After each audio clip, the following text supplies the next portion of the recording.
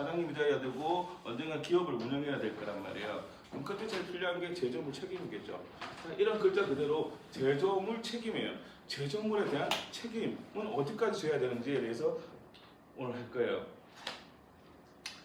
사진도 말 중요한데 무슨 의미가 있겠습니까? 우리 사진이 뭐 제조물을 하면 우리가 먼저 개념 정리를 좀 해야 돼요. 자, 사진을 한번 보시죠. 여기서 딱 느끼는 게 뭐예요? 제조물? 그냥 하나씩 개념 정리를 하는 거니까. 제조물. 유형에 뭔가 보이는 게 있어야 되겠죠. 물건, 제품이 있어야 된다는 거죠. 그럼 제품 등 관련된 일을 하는 어떤 거, 그게 제조물이라고 일단 정리를 한번 해보고 들어가는 거예요. 자, 그 다음에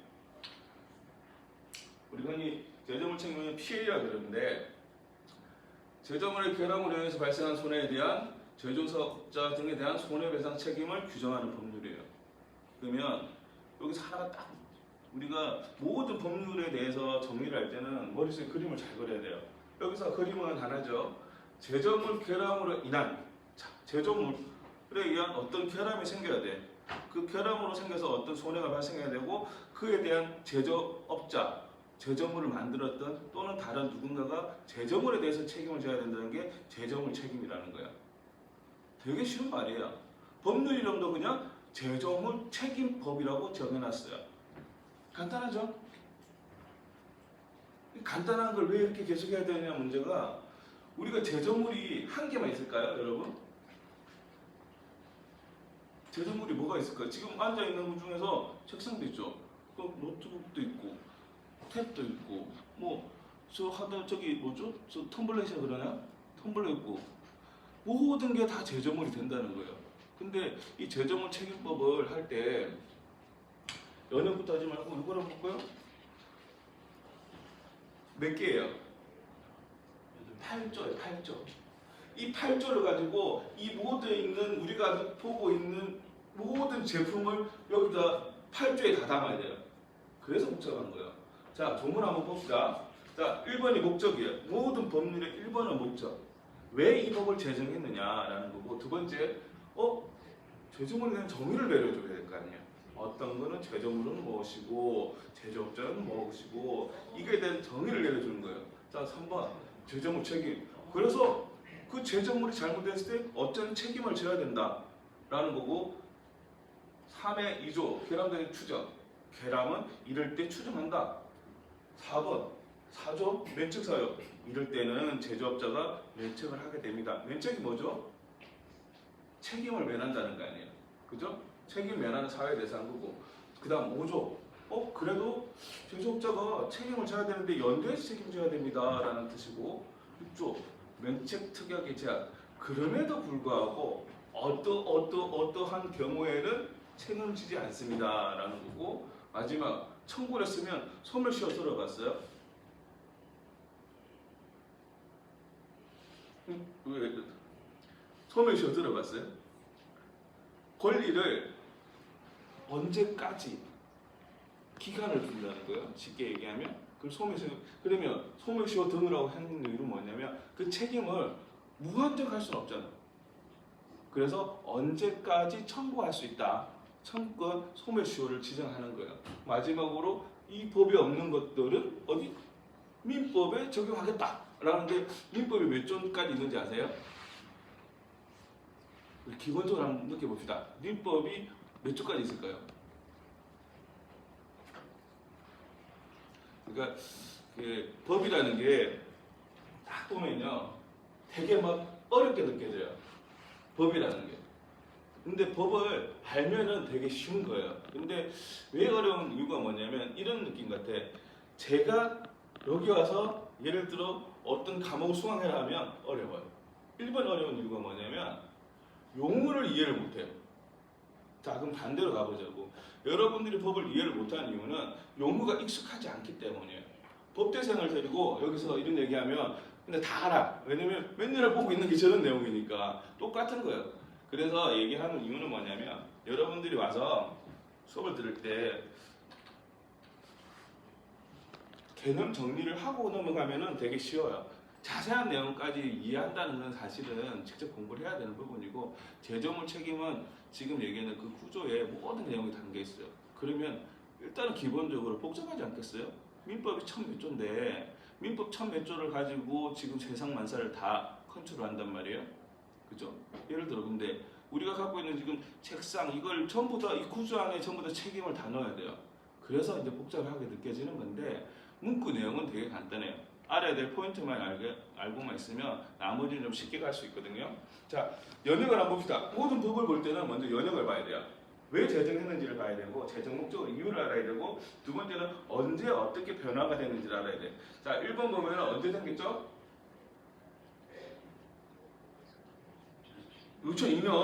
2002년도에 무슨 일이 있었죠? 월드컵이 있었죠. 자, 이렇게 하면 쉬운 거예요. 그죠? 월드컵 날 법이 제정이 됐어요. 이 법이 처음 만들어진 게 2002년이에요. 2002년도에 만들어서 총 지금 2번의 개정을 했어요. 그죠? 지금 최근에 개정한 게 언제죠? 2018년이에요. 자, 이걸 기억하고 갑시다. 이 법을 왜 만들었냐면 이유는 간단할 거 아니에요. 제조물을 만들어서 민법상 손해배상 책임이 있다는 건 알고 있죠. 그죠? 그걸만 해서 컨트롤하기 너무 어려워. 그래서 제조물에 대해서 조금 더 특별법 규정을 해서 다시 하나 만들자라고 해서 만든 제정 이유가 2002년도에 만들었다는 거예요. 그리고 나서 2번의 개정을 했고, 자, 연역은 이렇게 됩니다. 다음 봅시다. 자, 제조물 제정 목적. 모든 법률은 1조 목적부터 봐야 돼요. 제가 지금 하는 순서가 어떻게 되냐면 1조부터 9조까지 갈 거예요. 그냥 간단하게. 그럼 전체 오늘 제조물 책임법을 다 보는 거예요. 자, 1번 목적이에요. 목적. 피해자 보호를 도모하기 위해서. 맞죠? 책임지는 사람이 있으면 어떤 이유가 있어야 될 거 아니에요. 그죠? 두 번째, 저번 그 수업 시간에 이렇게 안 배워요? 보험 소비자로 많이 배웠잖아요. 그죠? 계속 교수님께서 얘기를 하시잖아요. 보험 소비자, 그죠? 금중 소비자. 금중 소비자 얘기가 똑같은 거예요. 피해자. 제조물을 이용하는 피해자. 두 번째, 국민 생활의 안정 향상. 좋은 말이죠. 그 다음에 국민 경제의 건전한 발전에 기여하기 위해서 이 법이 제정된 목적이에요. 이게 1조 내용이 이걸로 끝나요. 이거를 설명을 해야 나중에 우리가 해야 될 실무를 할 때 좀 이해가 가거든요. 여기 오른쪽 위에 보면 하나 있죠. 뭐라 적혀 있어요?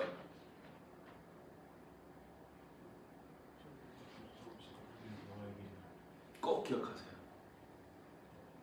법은 목적에 대해 설명하는 게 아니고 사실은 공부하는 이유는 여러분들이 어떤 목적을 가지라고 공부를 하는 거니까 그래서 공부하는 거예요. 본문은 이제 됐습니다. 자, 1번 제조물의 정의를 한번 가보자고요. 제조물. 지금 저 사진이 뭐죠? 세탁기. 뭐 드럼 세탁기일 수도 있고 뭐 세탁기일 수 있어요. 저 사진을 딱 본 이유는 뭐냐면 저게 뭐예요? 원재료는 아니잖아. 그죠? 가공이 된 거야. 가공이 됐는데 뭐냐? 동산, 부동산을 구분할 수 있죠. 그죠? 전 뭐예요 그러면? 동산. 가공된 동산. 그런데 눈에 보이는 거잖아. 이게 유체물이라는 거죠. 그래서 제조라는 거는 제조물의 설계, 가공, 검사, 표시를 표현한 일련의 행위로서 이건 여러분이 많이 배울 거란 말이에요. 그런 제조인데 그 제조를 해서 만들었던 그거 물건 그게 제조물이라는 거예요. 그럼 제조물의 정의는 이렇게 한번 간단히 내는 거예요. 세탁기. 세탁기가 원재료는 아니니까 뭔가 가공을 해서 유체물을 해서 부동산이 아닌 동선이라는 뜻이니까 제조물의 정의는 끝난 거예요. 그럼 제조물 요건은 이렇게 나오겠죠. 이제 법학은 이렇게 들어가는 거예요. 계속 파고 들어가는 거예요. 어렵다 생각하지 말고 간단해요. 자, 어렵게 설명할 수밖에 없는 이유가 그래야 학문이 되거든. 우리가 쉽게 1번. 자, 유체물과 자연력. 여기서 아까 세탁기라 생각해봐요. 근데 왜 자연력이 나와요?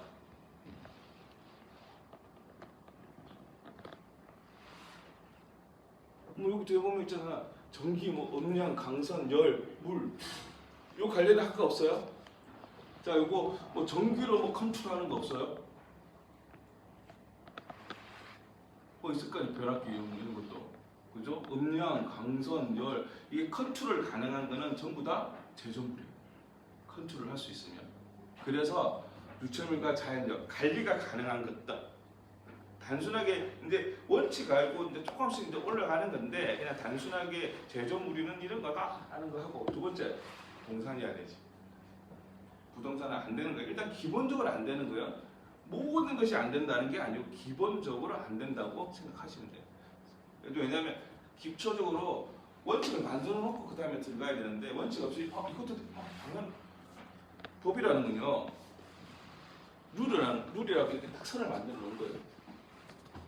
근데 지내다 보면 여기 수도 있고 여기 수도 있어. 근데 배울 때는 룰을 먼저 배워야 되는 거거든요. 그냥 그렇게 가보자고. 그래서 유체물과 자연적이고 동산이고 세 번째 제조 또는 가공된 동산이다. 똑같은 얘기를 계속 반복하는 거예요. 그죠? 그래 기본적으로 보자고. 원재물이 그러니까 우리가 이런 거 보잖아요. 바나나 운송하시는 분을 만났는데 바나나가 우리가 먹을 때 무슨 색깔이에요? 응? 노란색. 바나나가 처음 들어올 때는 무슨 색깔이죠? 녹색. 자, 녹색에서 노란색은 어떻게 될까요? 어떻게 하면 녹색에서 노란색이 될까요? 응? 그리고 후숙과이라 그러잖아. 그죠? 자, 그러면 손 들어봐요. 이게 자 컨테이너를 싣고 필리핀에서 배를 다 타고 와서 여기 하적을 하는데 색깔이 녹색이야.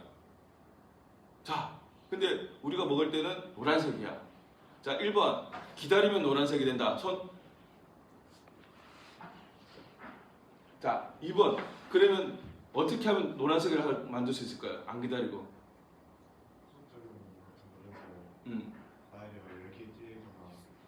열개 찐다고? 완전 찌지는 않고 이제 과일이 잘 숙성되거나 푹 그럴 수도 있겠다. 그분 하신 얘기는 뭐냐면 가스를 넣는데요. 오자마자. 그 여러분이 드시는 거는 가스를 먹인 바나나예요. 그래야 아름다운 색깔이 나온대요. 그러니까 가만히 냅두면 썩는데요. 그 상태로 계속. 그러니까 우리가 집에 있으면 막 까만색 생기고 그러잖아요. 그죠? 그렇게 해서 썩는 거고 그 뒤에 그러면 왜 이 빨간색이라냐면 바나나 자체는 제조물이 아니잖아요. 그죠? 바나나를 가공해서 유체물을 만들면 그게 제조물이 된다고 설명하려고 바나나를 한 거예요. 왜냐면 그럼 바나나를 기억하려면 제조물을 기억할 거니까. 다음 결함입니다. 일단 제조물 정리 끝났어요. 두 번째 결함이에요. 결함을 보자마자 우리가 느끼는 게 뭐예요? 뭔가 잘못됐다는 거 아니에요. 법을 어렵게 생각하면요. 우리가 법을 할 때 정의를 내리면 정의를 외워야 된다고 하면은 너무 어려워진단 말이에요. 그러니까 결함이라 하면 뭐죠? 그냥 이 제품 자체가 뭔가 제대로 기능을 하지 않는다는 거예요. 그게 결함의 의의란 말이에요. 그러면 결함하고 하자하고 차이는 아세요? 하자는 들어봤어요. 하자가 있다. 하자와 결함의 차이는 무엇일까요? 우리가 장난삼아 그러잖아. 하자가 있다. 그러면 지금 얘기하는 결함이 있다.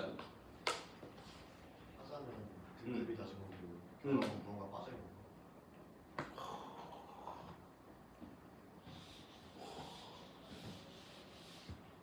이렇게 대답을 하면 뭔가 가능성이 보여요. 가능성이. 왜냐면 접근 방식이 보면 외우려고 하지 않는 것 같아. 그게 좋은 거예요. 왜냐면 외울 때는 아주 시험 칠 때 외워야 되는 문제지 지금은 이해하는 거니까 하자와 결함은 그 정도 차이라고 생각하시면 돼.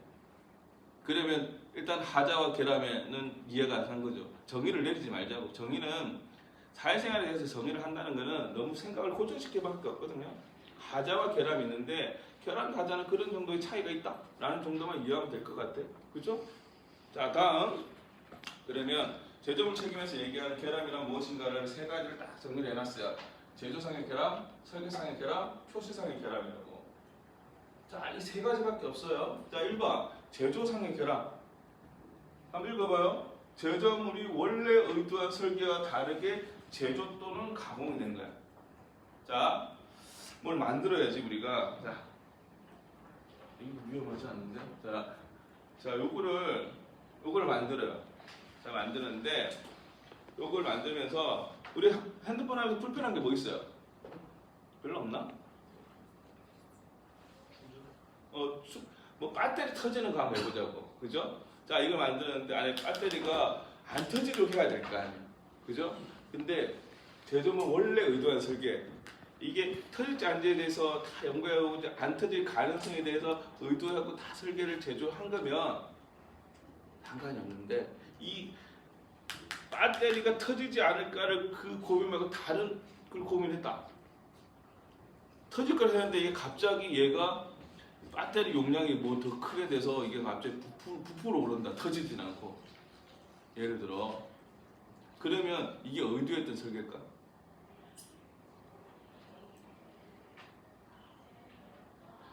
자, 봐봐요. 제조물이 원래 의도한 설계와 다르게 제조, 가공. 그러면 내가 얘기했던 얘기가 제조물이 결함이에요? 아니에요? 원래 의도는 얘를 안전하게 만드는 게 이제 그거예요. 맞잖아요. 근데 우리가 폭발하게 얘기하니까 얘기를 할 때 계속 크게 집중하지 말고, 내가 원래 배터리가 원래 의도는 뭐 잘 돌아가게 하는 거잖아. 그죠? 근데 우리가 처음에 폭발하니까 폭발만 얘기하고 있는데 이게 부풀어 오른 거야. 폭발은 안 하고. 그래서 사용하는데 문제는 없어. 근데 얘가 점점 부풀어 올랐어. 예를 들어. 그러면 그런 제조상의 결함이라는 거죠. 원래 의도한 했던 설계대로 제품이 작동하지 않게 되면 그게 제조상의 결함이에요. 이해가셨죠? 자, 두 번째, 설계상의 결함. 설계 자체가 안전하게 설계되지 아니한 경우를 얘기하는 거고, 세 번째, 표시상의 결함. 요건 뭐가 있을까요? 그 우리 물건 사면 뒤에 막 깨알같이 뭐 글자 써 있죠, 그죠? 뭐 할 때 뭘 조심하라, 뭐 할 때 뭘 조심하라. 아, 이건 뭐 안전합니다 했는데 그렇게 써놓고도 안전하지 않는다든지, 이런 거는 표시상의 결함이라는 거예요. 그러면 크게 제조상의 결함이 있고, 설계상의 결함이 있고, 표시상의 결함이 있다. 요 세 가지 결함이 있다는 거예요. 자, 두 번째. 자, 이제 정리는 두 번이 끝났는데 마지막 정리가, 도대체 누가, 사람이 책임지는 거지 물건이 책임지는 건 아니잖아. 그죠? 그러면 도대체 누가 책임을 져야 되는 문제가 이 정리에 나오는 거예요. 1번, 뭐 제일 먼저 누가 책임져야 되겠어요? 만든 사람이 책임져야죠, 일단. 그죠? 그래서 제조업자, 또 그 옆에 보면 가공업자 있죠. 가공업자도 결국은 2차로 가공을 했기 때문에 또 만든 사람이죠. 자, 그 다음에 수입업자는 왜 있을까요? 이미 만들어진 제조물을 수입해왔는데 책임 부대를 따져야 되니까. 그렇지. 왜냐하면 마지막에 책임져야 사람이 있어야 되니까. 자, 이게 나중에 연대 책임까지 이어로 가는데, 수입업자가 마지막에 최종적으로 판매하는 사람이잖아요, 그죠? 그래서 제조했던 사람도 있고, 가공업자도 있고, 마지막에 수입업자까지도 책임지는 자로 포함되어 있어요. 그리고 표시 제조업자하고 오인 제조 표시업자가 있어요. 자, 이거는 뭐냐면, 쫙 해서 맞아요. 우리가 식품 같은 데 많이 보죠. 그죠? 뭐 누구 제품, 뭐 주식회사, 판매원 누구, 이 판매까지도 잘못하면 그 회사가 책임을 져야 되는 거예요. 자, 그러면 세 가지 정리하면 책임지는 사람은 뭐냐면, 1번이 제조업자, 두 번째 가공업자, 제조업자가 똑같은 개념이죠. 세 번째가 수입업자, 수입업자하고 똑같이 들어가는 게 판매업자까지 책임을 지도록 만든 거예요. 책임을 지는데, 다만 책임을 지는 이유가 제조물의 결함이 있어야 된다는 거죠. 그 결함에 대해서 세 가지를 얘기했던 거예요. 자, 그러면 제조물 결함에서 누구까지 책임진다까지 해서 끝났어. 이제 정리는 끝났고, 다음 문제는 책임의 근거예요. 이거 왜 책임지냐? 법이 있으니까 책임지냐? 법은 그렇게 얘기하면 되게 쉬워 보이는데 그렇게 얘기하면 안 돼요. 책임의 근거가 있어야 되는 거예요. 우리가 민법상 750조라고 그래요. 손해배상 책임이라고 한 번씩 들어봤죠? 750조. 750조의 특칙이라고 생각해요. 특칙으로 규정하는 거고, 두 번째, 인과관계는 들어봤죠? 손해배상에 대해서 결과와 사이에 인과관계가 있어야 된다. 원인과 결과관계에 연결고리가 있어야 된다는 거야. 연결고리가 없으면 책임이 없어지는 거예요. 그 다음에 세 번째, 입증책임. 이 입증책임은 누가 해야 돼요?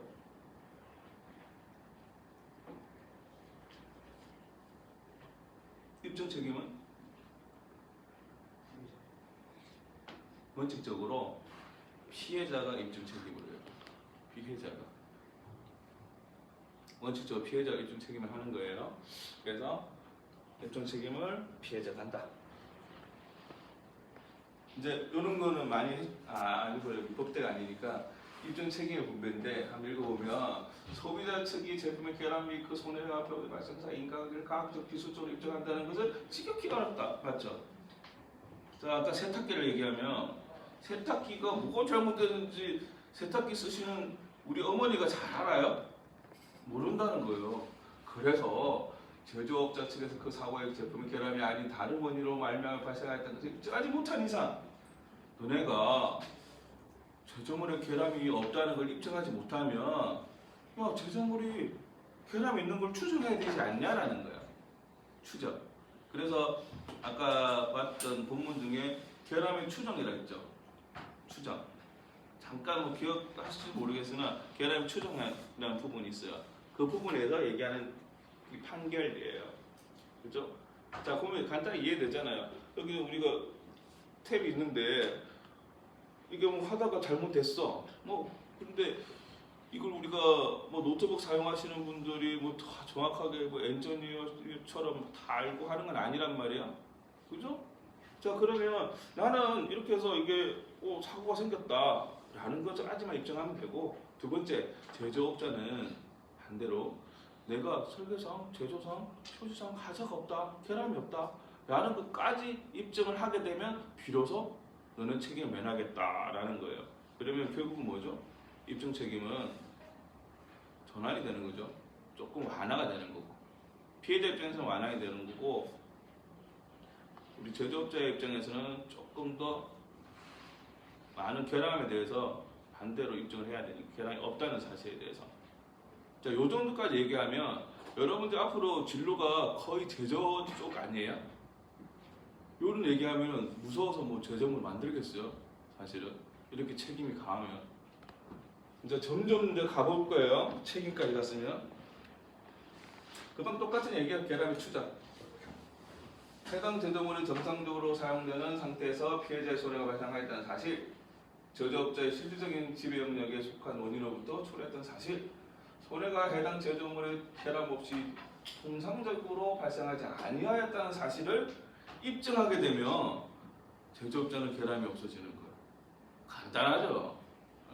여러분들이 제조업자가 됐는데 이 모든 걸 다 헤쳐나가면 성공할 수 있는 거예요. 여러분들이 너무 어려워요. 이걸 깨졌다. 이제 핵심 부분이에요. 자, 우리가 다시 정리해 봅시다. 제조물이란 뭐죠? 그냥 보지 말고 그냥 머리 생각나는 대로 얘기해요. 제조물이란 그렇지, 그냥 제조물이에요. 마음속에는 그 제조물, 그죠? 유체물, 부동산이 아닌 동산으로 구성된 원재료를 좋아. 그러면 제조물이고, 두 번째 제조물이 결함은 뭐예요? 제조물에서 예상하지 못한 뭔가 빠진. 뭔가 잘못된 거라, 그죠? 그러면 결함의 종류에 대한 세 가지만 얘기했단 말이에요. 제조상의 결함, 설계상의 결함, 표시상의 결함 있었어요. 자, 그 다음에 요거를 누가 책임져야 돼? 그렇지, 만든 사람. 그래서 좋은 용어는 우리 제조업자라 그러죠. 그 다음에 가공업자, 그 사람도 제조업자야. 그 다음에 수입업자, 좀 독특하잖아. 그냥 기억하기 쉽고. 그 다음에 수입업자가 결국 이거를 판매업자. 그러면 만든 사람도 판 사람도 다 책임을 지는 거야. 그럼 조금 범위가 더 넓어졌어. 다 됐는데 이걸 하다 보니까 입증 인과관계 있어야 된대. 그건 당연한 얘기고. 자, 그런데 인과관계를 입증하는 책임은 누가 있냐? 손해를 입은 자가 있다 그랬죠. 근데 손해를 입은 자가 책임을 다 이걸 입증하려고 그러니까 아까 판례 하나 나왔잖아요. 내가 다 알지 못해요. 우리 어머니가 세탁기를 다 알지 못해. 그래서 뭐라 했죠? 만든 사람이나 수요업자가 그로 인해서 추정. 그게 없었다고 내가 입증하게 되면은 그러면 이거는 결함이 아니야 라고 얘기해 줄게 라고 하는데 이 세 개만 해도 피해갈 수 없다는 거예요. 다 모든 걸 다 컨트롤해야 되니까. 자, 그럼 여기에서 이제 책임이 원인, 정의, 원인, 책임지는 자, 입증 책임, 인과관계까지 다 끝났어. 이제 책임이 생겼어. 이 중에 하나만 잘못하게 되면 제조물에 결함이 생겨서 손해가 발생하게 되면 손해배상 책임이 이제 생기는 거예요. 이제서야 이 다 끝나고 나서 사람까지 정하고 그래서 손해배상이라는 게 이제 나옵니다. 너무 좋아하는 과목이에요. 너무나 제가 사랑하는 과목. 손해배상의 범위. 결국 이제 돈의 문제예요. 여러분 집중하셔야 돼요. 돈이에요. 여러분들이 제조업자가 될 수 있고 판매업자가 될 수 있어요. 그러니까 유념하셔야 돼요. 자, 손해배상의 범위예요. 1번 생명 또는 신체, 재산의 손해가 있을 때 통상의 손해예요. 통상의 손해가 뭐예요? 가지고 있는 것에 있는 응? 가지고 있는 것에 있는 가지고에서 있는 거. 통상의 손해. 여러분들은 법대가 아니니까 이게 법대식으로 설명하면 안 되고 통상의 손해. 법대에서 이렇게 배워요. 통상의 손해와 특별 손해를 배워요. 자, 통상의 손해는 간단하게 설명하면 내가 직접적으로 가지는 손해라고 생각하면 돼. 자, 예를 들면 뭐냐면, 자, 1번이 위자료로 들어봤죠? 그죠? 처음 들어봐요? 아니, 그런 거 있잖아요. 위자료 얼마, 이런 얘기 들어봤잖아. 그죠? 자, 위자료 여러분 들어본 손해 같은 게 없어요? 자, 일단 위자료. 손해라고 했을 때 얘기해봐요. 여러분들이 들었던 손해. 일단 벌금. 응? 또 상해. 아니, 요거를 좀 이해를 해야 여러분들이 다음 시간에 자동차 보험을 좀 해줄 건데 그게 확 들어온단 말이야. 손해가 뭔지는 알아야 된단 말이야.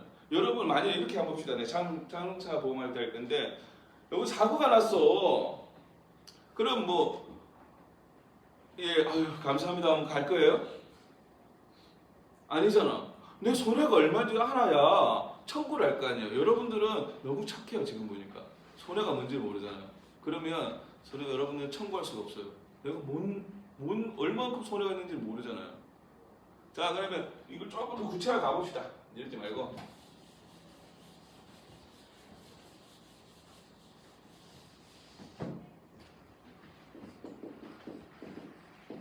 자, 손해. 자, 특정한 얘기를 해보자고. 자, 여기는 제조물이니까 세탁기가 고장이 나서 이 파편이 튀어가지고 내 손가락이 다쳤어. 자, 이럴 때 손해가 뭐야? 응? 그냥 손해. 내 손가락이 손가락이 잘렸다 그러잖아. 자, 새끼손가락이 잘렸어요. 자, 그럼 내 손해가 뭘까요? 나 이런 얘기 좋아해. 또? 응? 정신적. 이제 수술 나오네. 역시 잘려야 돼. 확실하게 뭔가 나와야 얘기가 나와. 또? 시간. 또? 이거 왜 손해가 없어요? 물리. 이야, 무슨 과예요? 보건의료. 이과가 아닌데 왜 물리라 그러지? 그래, 물리. 또 물리네. 자, 여기까지 다 정리하고 우리 가정을 생각해보자. 사고가 났어. 1번. 그럼 어디가? 병원에 안 가요 일단? 왜 병원을 아무도 안 가? 치료를 병원에 가야 될 거 아니에요. 그 다음 치료를 해야 되지. 그럼 상처가 아물어. 여기부터 시작하는 거 아니에요. 병원 가야지. 자, 그러면 지금까지 요거 나왔으니까 자, 병원에 가면 이걸 뭐라 그럴까? 치료비. 우리가 적극 손해를 그래요. 적극 손해. 치료비는 두 가지. 기왕 치료비가 있고 향후 치료비가 있어요. 자, 치료비는 기왕 치료비, 향후 치료비. 적극 손해를 그래요. 두 번째. 자, 끝났어. 아까 시간 얘기했죠. 시간을 쭉 가져.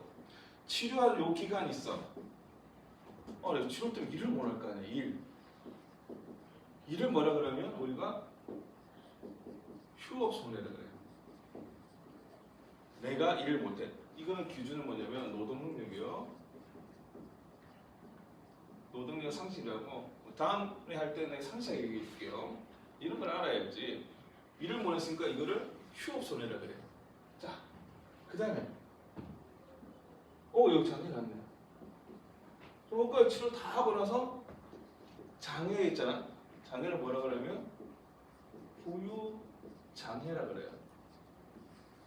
손해배상에서 얘기하는 장애는 우리가 보건복지부 미안해. 보건복지과 여기서 얘기하는 장애는 뭐예요? 장애복지법에 대한 장애를 배우는 거죠. 그죠? 우리가 흔히 얘기하는 장애인을 얘기하는 장애우를 얘기하는 그 장애를 얘기하는 거예요. 아시겠죠? 그 차에 보면은 막 이렇게 걸려 있는 거 있잖아, 그죠? 이렇게 돼 있고, 그죠? 파란색으로. 그걸 장애법에서 장애복지법에서 하는 장애고 여기서 하는 장애는 노동능력 상실률. 노동능력 상실률을 계산한 게 말이 장애지 단순하게 장애가 아니라 노동능력 상실에 대해서 계산을 해주는 거예요. 이 얘기는 뭐냐면 간단히 설명. 사람이 있어. 손가락이 5개. 여기 하나가 없어. 내 몸이 100%야 가정을 해요. 이 손가락이 일하는데 얼마큼 일을 못 할까요? 손가락 하나가. 사람 잘리면 2%밖에 안 될 거예요. 2%. 2%에 대한 그러면 내가 상실률은 2%예요. 2%에 대해서 내가 일하는 기간 이거를 가동연한이라고 그래요. 보통 65세까지라 그러죠. 판결 바뀌어가지고 내가 사고 시점부터 65세까지 손가락 하나가 없는 기간에 대한 손해를 산출하는 게 노동능력 상실에 대한 우리가 흔히 얘기하는 일식수익이라고 해요. 이거를 일식수익. 자, 그 다음 이제 물리는 뭘까? 마지막에 물리는 왜 물리라고 그랬어요? 세탁기 때문에 가지고 있는 그 재산 손해지. 자, 그러면 요거는 재산적 손해. 그러면 이거를 대물이라고 그러죠. 대물 손해. 그 세탁기 자체를 얘기하는 거네, 그죠? 그러면 이게 맞다는 거예요. 그러면 여러분이 얘기했던 부분이 장애 정신적 시간인데 정신이 빠졌네? 이게 위자료. 여러분들이 알게 모르게 다 알고 있는 거야. 그러면 이거를 우리가 일상적인 대화에서 나타내는 단어에 대해 익숙하지 않아서 그런 것뿐이지 이 얘기를 다 뜯어보니까 결국은 이렇게 도출이 되는 거예요. 이거는 다음 시간에 해줄게. 자동차 사고 났을 때 여러분들이 어떻게 손해가 계산되는지 알면은 세상이 달라 보일 거예요. 그렇다고 절대 보험회사한테 아는 척하면 안 돼요. 세상은 모르는 사람한테 도와주지 아는 척하면 얘는 그 보험사 직원의 연봉이 1억 2천이에요. 나름대로 똑똑하다 생각하는 애들이야. 두고 할 때 7천부터 시작해 연봉이. 근데 걔네들 보고 선생님 비용서는 뭐 이렇게 하고요. 위전은 이렇게 해야 되고요. 이런 별로 안 좋아해. 우리는 알고 있더라도 모르는 척.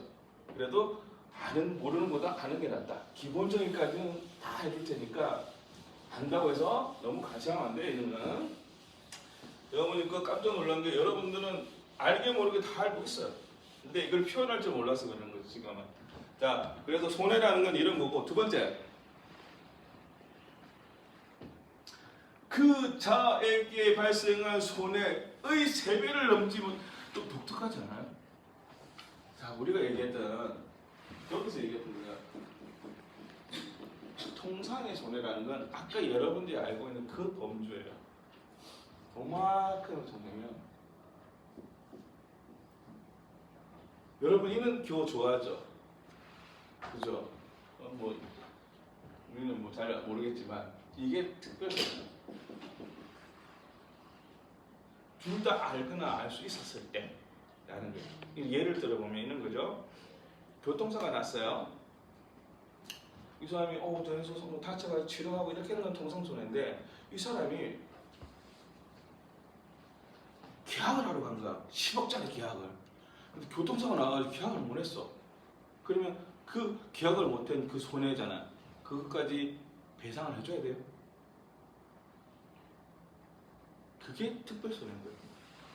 특별손해를 인정하냐 안 하냐의 차이는 뭐냐면 그 사고를 낸 가해자와 사고를 당한 피해자가 이 사람이 10억짜리 계약을 하러 갈 거라는 걸 알고 있었다는 거예요.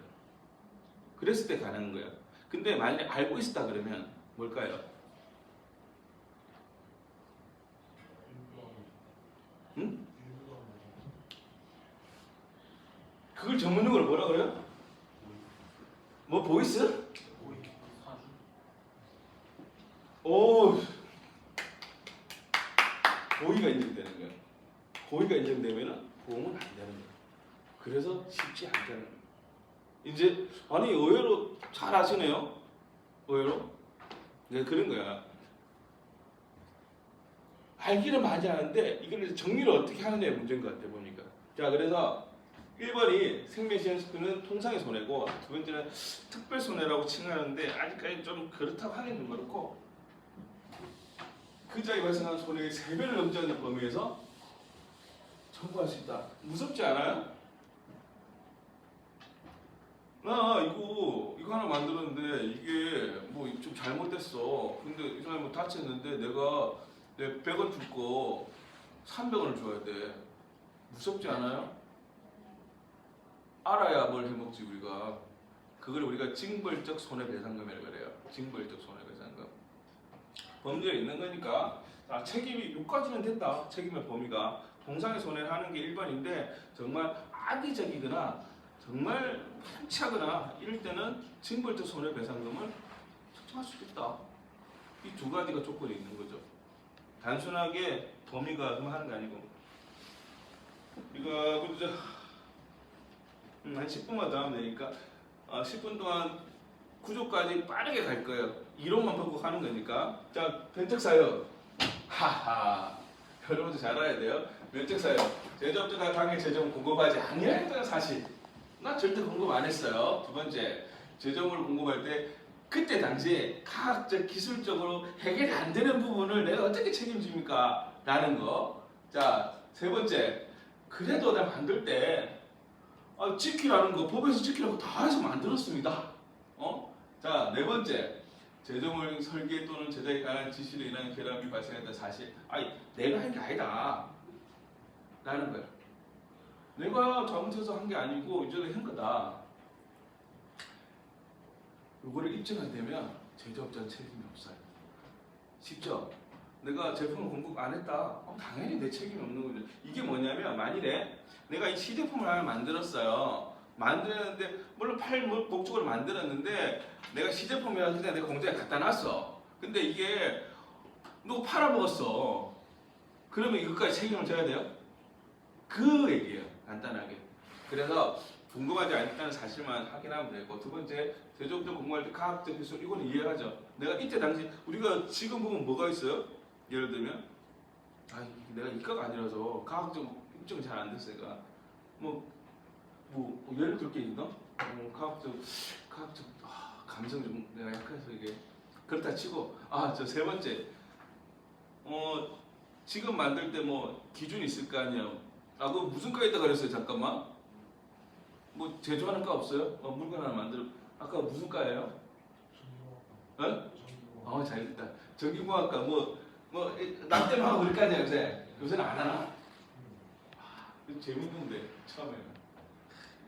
자, 그때 당시는 납땜해서 이렇게 하는 이게 뭐 시방선화 해가지고 법률 준수돼서 이렇게 하는 게 있죠.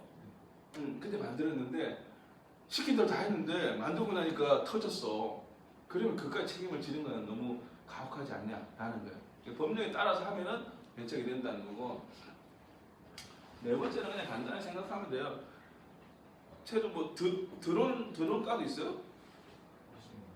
뭐 하여튼 계속 전자기밖에 없으니까 전자기 기판을 만드는 데가 저기고 그 앞에 있는 분이 그걸 가지고 세탁기를 만드는 사람이야. 근데 그 뒤에 있는 저분이 기판을 잘못 만들었어. 근데 세탁기 만드는 사람이 기판 잘못 만들었다고 내가 똑바로 써야 돼요? 억울하잖아.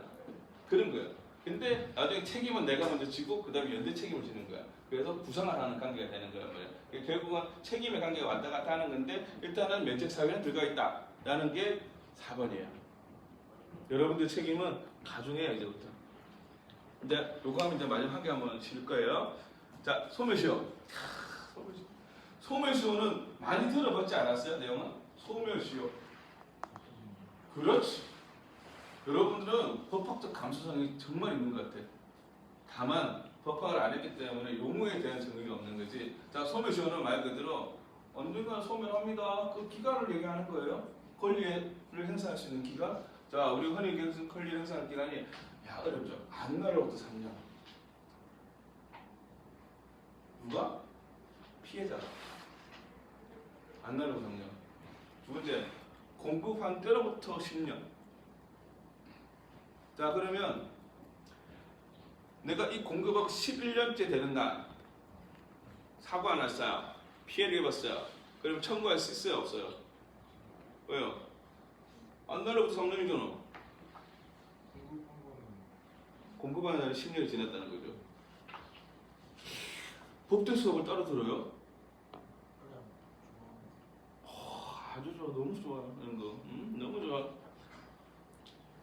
면책 사유, 책임을 면하는 사유예요. 너무 가봅시다. 1번 제조물 미공급 항변. 아까 했죠. 개발 위험의 항변. 법률 준수의 항변. 제작 지시의 항변. 어이씨 오토가 있네. 또는 아까 그 어려운 얘기를 법적으로 이렇게 또 문구를 만들 항변이라고. 맨 처음에 여기에서 이런 거 아니면은 이것은 면책사유를 합니다라고 되는 거죠. 이게 이제 용어 정리를 하나씩 하나씩 풀어가는 과정이거든요. 법대라는 게 어찌 보면은 가장 쉽고 원초적인 학문일 수 있는데 가장 어렵게 다가오는 이유가 뭐냐면 결국에는 용어 정리에서 마지막에 막히거든요. 그 용어를 쉽게 풀어서 이해를 하면 되는데 단어를 어렵게 쓰고 설명을 안 해줘요. 그래서 어려운 것 같아요. 그냥 이거 먼저 들어가게 되면 항변? 왜 공급? 저 단어를 외우기 시작하면과 동시에 학문은 멀어지기 시작하는 거예요. 그냥 쉽게 얘기해서 제조물 이렇고 그럼 책임이 진다. 아니 면책사유고 나중에 책을 찾아보면 되지. 근데 이거를 머릿속에 이해하느냐 안 하느냐가 1번이지 공부는 다 똑같은 것 같아요. 그래서 노는 걸 이해하면서 넘어가고 이거는 10분 쉬었다 갈 건데 하기 전에 한번 봅시다. 우리가 시간을 정확히 지켜주는 지시사항이 있어서 자 이게 뭐죠? 인천 아파트 전기 화재 전기차 자동차가 있어요? 자동차가 없어요? 학교에는 있어요. 여기는 없어요? 수강생은 아니 근데 수강생이 자동차가 있는 거 다 떠요 볼 때? 그럼 얘기해야 되겠다. 이게 뭐 이게 최근도 아니지 그죠? 여러분이 생각해야 될 문제가 이게 제조물 책임이냐부터 이제 시작하는 거예요. 제조물 책임이냐? 여러분 생각 이게 제조물 책임이 있어요? 없어요? 학원이 잘못된 게 아니라면 제조식이 자, 이제 우리가 지금까지 제조물 책임을 1조부터 9조까지 했단 말이야. 여러분이 원하든 원하지 않든 1조부터 9조까지 했어요, 나는. 여러분이 기억 원해도 난 했단 말이야. 자, 여러분들은 알기 싫든 모르고 싶든 아무 상관이 없어요. 어차피 여러분 제조물 책임법을 다 했어요. 1조부터 9조까지. 제조물이 뭐고, 결함이 뭐고, 다 끝났어. 자, 그리고 나 이 사진을 보는 거야. 자, 사진을 보면서 한 번만 얘기하고 4분 남았으니까 제조물 책임이 있다라고 했으니까 제조물 책임이 왜 있죠? 일단 제조물이냐 아니냐를 먼저 알아야지. 이게 제조물이에요? 좋아. 자, 두 번째. 자, 결함이 있어요? 원래는 굴러다녀야 되는 애인데 누워있잖아. 그죠? 까맣게. 그럼 있어. 자, 이 결함이 뭘까? 결함 3개를 얘기했잖아. 그죠? 설계상계, 제조상의 결함, 그죠? 표시상계. 얘는 표시는 아닐 거 아니야. 그러면 이게 설계상인가? 제조상의 결함인가? 요건 좀 따져볼 일이지만 그 2개 중에 하나 걸릴 거야. 자, 그 다음에 누가 책임져야 되죠? 얘는 벤치라 그랬잖아. 우리가, 미안해요. B사 아닌데 맞나? 메르세스. 아 M사 아니 뭐지? 벤처가 뭐지? 어? 그 B사요? 아 M사요? 아 M. 그 죄송해요. 특정 뭐 이 상호를 얘기하면 안 되니까. M사가 팔았잖아. 근데 M사가 만들었어. 근데 얘는 우리나라에서 M사가 파는 게 아니잖아. 누가 팔지 않나? 그죠? 그러면 제조업자가 책임을 져야 되느냐? 아니면 판매업자가 책임져야 되느냐? 여기까지 온 거야. 자, 그 다음에 야, 이 사고를 그러면 제조하고 인과관계 있는데 이거를 입증은 누가 해야 돼? 소비자가 해야 되는 거야. 근데 소비자가 하려고 그러니까 이걸 어떻게 다 뜯어봐. 알려주지도 않는데 지가 뭐 배터리 못 쓰는지 모르잖아. 나중에 보니까 뭐 중국에 썼다 그러더만. 그죠? 그 배터리가 뭐 제대로 꽂았는지 뭐 중국 회사 전화해가지고 알 수도 없잖아 내가. 그래서 뭐 추정에 대해서 뭘 한다 그랬죠? 입증 책임 안 한다 그랬죠. 그래서 내가 특별하게 난 소비자는 잘 모르지만 선생님들이 그 입증 원하면 선생님들이 책임지는 걸 하세요 라고 했어. 그러고 당신이 책임이 있대. 근데 여기까지가 제조물 책임이야. 근데 M사가 되든 판매업자가 되든 이 얘기를 하겠지. 아니에요. 저는 잘못이 없어요. 면책사유를 주장하겠지. 내가 궁금한 것도 그것도 안 돼. 그 다음 뭐지? 이거 만들 때 배수장이 하자? 세 번째 또 뭐죠? 표시는 마지막에 했고 면책사가 딱 주장할 때 제조사 가지고 근데 법령 준수 잘했어요. 만들 때 배터리 만들 때. 그 다음에 마지막 뭐죠? 내가 볼 때는 그 중국어가 잘못한 것 같은데. 근데 이렇게 주장할 거란 말이야. 그게 지금까지 비웠던 게 한시화동 했던 게 제조물 책임이에요. 이 싸움을 하는 거야. 그 다음에 뭐죠? 손해배상은 어디까지 할래? 그래. 너 입증 못하니까 돈 내놔. 이제 손해배상을 하는 거야. 이제 할 때 아까 얘기했던 그 물리. 왜냐면 여기 다행히 사람은 괜찮았을 것 같아. 그 도망가고 뭐 이래서 그렇지. 그래서 위자료가 들어갈 수는 있겠지. 동상의 손해. 그 다음에 가장 직접적인 손해는 뭐냐면 이 옆집에 있는 이 무잘못이야 사실은. 그죠? 이 차들에 대해서 물리적 손해, 대물 손해를 해줘야 된다는 거죠. 그게 지금까지 했던 제조물 책임법의 일련의 과정. 여러분들이 알고 싶지 않거나 해도 결국은 다 봤다. 다 했다는 거예요. 그래서 다음 시간에 10분 쉬고 할 거는 뭐냐면 조금 확장된 개념을 해볼 거예요. 여기는 그냥 기초 과정. 여러분들이 대학생이니까 여러분들이 해야 될 문제는 고민이에요. 사회 현상을 어떻게 바라볼 건지. 자, 10분 쉬고 시작하도록 하겠습니다.